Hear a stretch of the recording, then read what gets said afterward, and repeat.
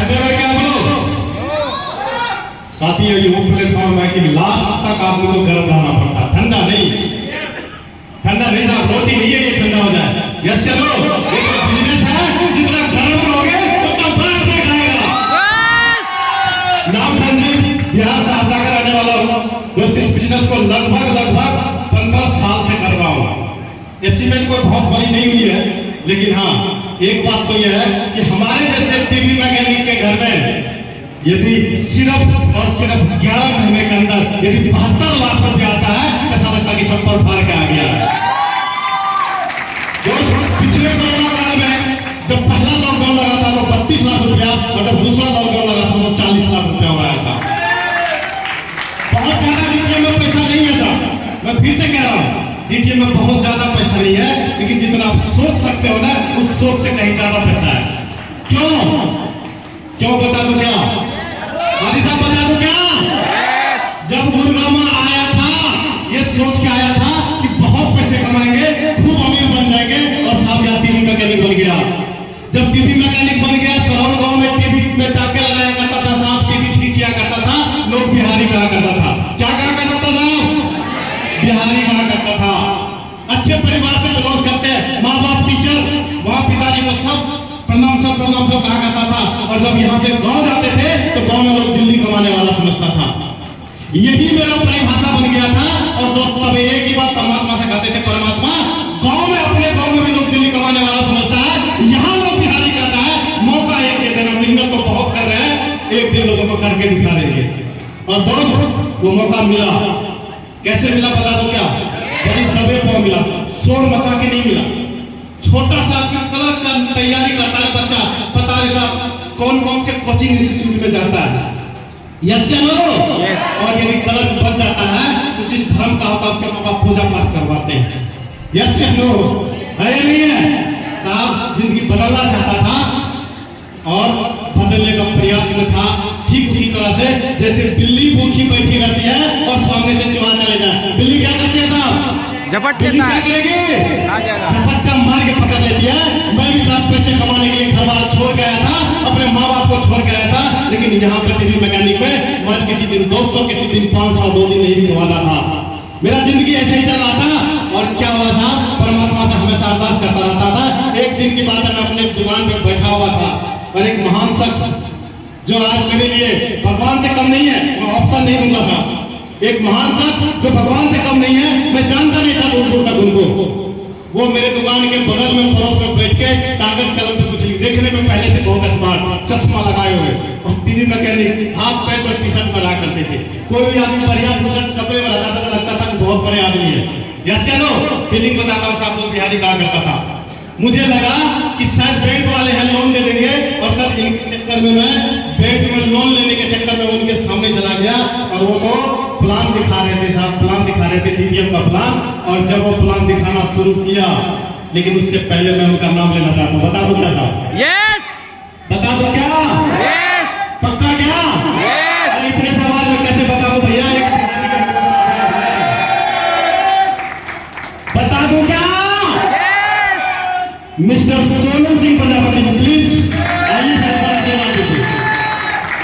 यही वो शख्स है, मैं जानता नहीं था इनको, दूर दूर तक नहीं जानता था, सिर्फ प्लान सुना। और पता नहीं प्लान सुन के हम दिमाग में क्या क्या लाते हैं। प्लान सुनते तो लगता पता नहीं सर कंपनी है भाग जाएगी तो यस या नो? मैं कर तो हूँ, मेरे बात को कौन मानेगा? एलोवेरा पता नहीं कितने प्रकार का एलोवेरा होता है, यस या नो? लेकिन साहब मेरे दिमाग में ये सब चीज कुछ नहीं चला। मेरे दिमाग में एक ही चीज चल रहा था, पैसा पैसा पैसा। जब सर ने दिखाया, जब यहाँ से छठा लेवल लेते हैं तो सिंगल चेक 1,85,000 का मिलता है। और वहाँ पे टोटल इनकम कितना होता है? टोटल इनकम कितना होता है? 2,55,000। 2,55,000 नजर लगा बेटा संजीव, जिस दिन तू छठा लेवल ले लेगा 2,55,000 तेरे अकाउंट में आएगा और तू लखपति बन जाएगा। मुझे प्रोजेक्ट के बारे में कुछ समझ में नहीं आया, ये भी समझ में नहीं आया कि प्लान कैसे किया जाएगा, मेरे साथ कौन करेगा, कुछ भी समझ में आया। क्यों?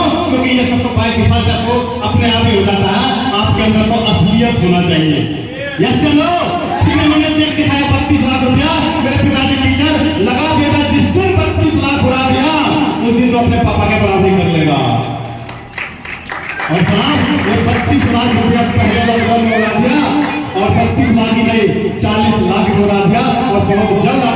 से मिलने वाला सिंगल चेक 75 लाख रुपए का। यस मेरा एक सपना था, बता दो क्या मेरे मामा जी आइए ऑफिसर, जब भी वो आया करते थे गांव में, आपको रिटायर हो गए, उनके आओ भगत में मुझे लगा दिया जाता था, क्योंकि कलेक्टर थे जी, पता हो वो पानी पिलाता था लेकिन अंदर से अच्छा नहीं लगता था दोस्त, क्योंकि उनके चारों तरफ आदमी और मुझे सेवा पानी में लगा दिया जाता था।